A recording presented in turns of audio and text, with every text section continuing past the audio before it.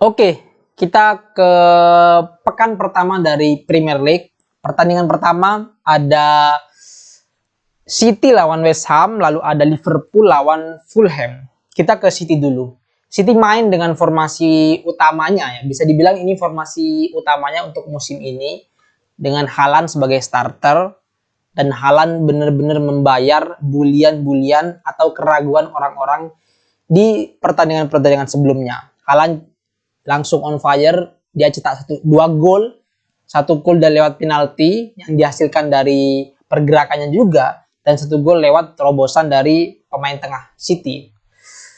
Nah, ini yang disebut jangan terburu-buru menilai seseorang gitu. Karena di pertandingan sebelumnya, terutama di saat City kalah lawan Liverpool, Haaland kan dapat peluang emas lah, tapi gagal dikonversi jadi gol. Terus orang-orang tuh membuli, wah ini gak cocok di Premier League. Jangan samakan Liga Jerman sama Liga Belanda, sama Liga Inggris. Haaland ini belum terbukti. Gini teman-teman, pemain baru manapun, kalau pindah klub, apalagi pindah klub ke negara lain, jangankan ke negara lain, ke sesama negara tapi beda klub, itu butuh waktu untuk adaptasi. Jadi maklum kalau di pertandingan awal-awal itu grogi, sering melakukan kesalahan karena mereka masih belum beradaptasi dengan lingkungan barunya, dengan strategi yang diberikan oleh pelatih barunya. Jadi maklum pertandingan awal itu grogi. Tapi kan keraguan-keraguan itu akan bisa dijawab di pertandingan-pertandingan selanjutnya kalau emang pemain itu bagus. Dan itu yang dilakukan oleh Haaland, langsung dibayar tuntas, gak banyak peluang tapi finishingnya benar-benar rapi, halus. Ini yang menarik buat saya ya. Yang menarik buat saya di tahun ini, saya merasa City ini akan jadi tim yang lebih ganas dari City sebelumnya. Karena striker City sebelumnya itu gak ada yang sekomplit dan selengkap Haaland kemampuannya. Baik itu dribbling, sundulannya, positioningnya, semua lebih komplit Haaland. Jadi saya merasa Haaland ini akan jadi pelengkap yang pas untuk City. Itu City. Lanjut kita ke pertandingan Liverpool. Liverpool gagal menang lawan Fulham 2-2. Mitrovic jadi pembawa mimpi buruk buat Liverpool. Tapi saya gak mau bahas dari sisi itu. Dari sisi permainan, dari awal klub tuh menurunkan Firmino, bukan Nunes.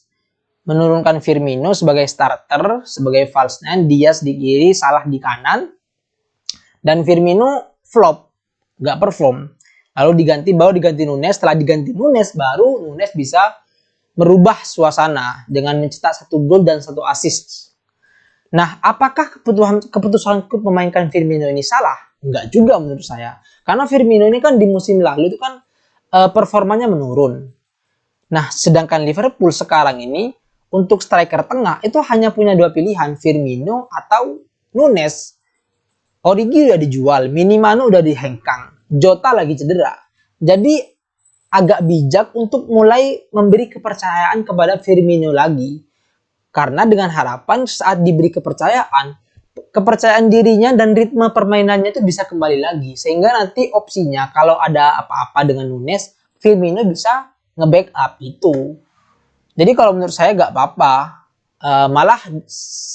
Malah kalau bisa Firmino ini tetap dimainkan di awal-awal pertandingan Liga Inggris, jadiin starter aja dulu, Nunes sebagai pengganti aja dulu.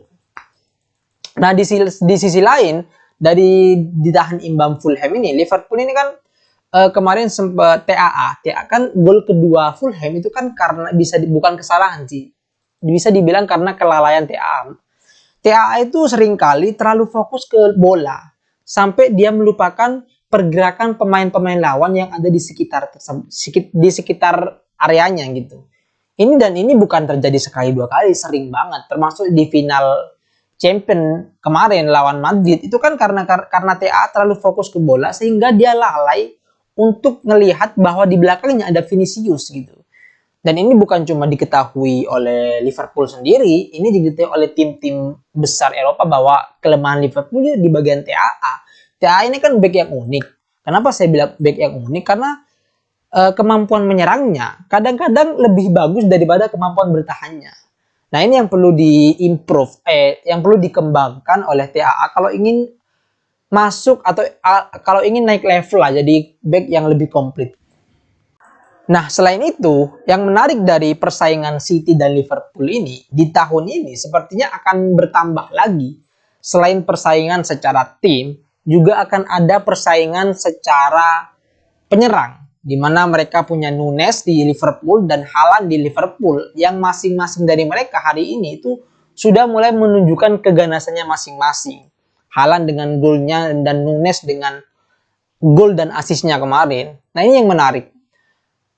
Menarik karena intensitas ketegangan saat City lawan Liverpool ini jauh akan lebih seru lah untuk ditonton karena bukan cuma pertandingan antara dua tim tapi akan ada persaingan antara dua striker gitu. Dan saya nggak bisa bilang Salah diem aja ya melihat persaingan ini. Saya malah melihat Salah ini sebagai tetap sebagai salah satu kandidat top skor di akhir musim Salah ini. Tapi Nunes dan Haaland ini persaingan yang sangat-sangat menarik sebagai pemain baru.